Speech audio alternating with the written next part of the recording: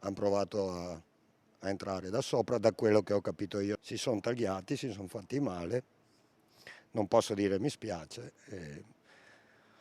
e se l'hanno beccato al pronto soccorso sono affari suoi adesso. Ci sono tracce di sangue ovunque nella zona dell'area 24 in via Silia a Castelfranco Veneto, segni che raccontano di una notte di follia, quella vissuta da un trentenne marocchino residente in zona che dopo essersi arrampicato sulla copertura di questo capannone e spaccando il vetro è precipitato all'interno di un ufficio. Non si esclude volesse introdursi nel vicino bar.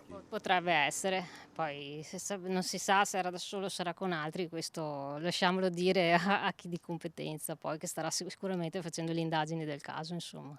E proprio i carabinieri stanno indagando. Di certo il trentenne, dopo la caduta, ferito e insanguinato, raggiunge l'uscita usando un portone antipanico sul retro dei capannoni, luoghi che lui stesso pare conoscesse, avendo lavorato in zona nel recente passato. Una volta all'esterno, il marocchino pregiudicato viene soccorso dai ragazzi di una vicina sala prove. A loro racconta di essere stato investito. I presenti cercano quindi di soccorrerlo, ma lui poco dopo si dà nuovamente alla macchia. Comparirà più tardi, non si capisce come, nel vicino ospedale di Castelfranco, distante circa 3,5 km, ha profondissime ferite alle gambe che spiegano il tanto sangue lasciato a terra. Ai sanitari riferisce invece di essere stato vittima di una violenta aggressione in centro, di essere stato addirittura accoltellato. I carabinieri però riescono in tempo record a ristabilire la verità, denunciandolo per tentato furto aggravato e simulazione di reato.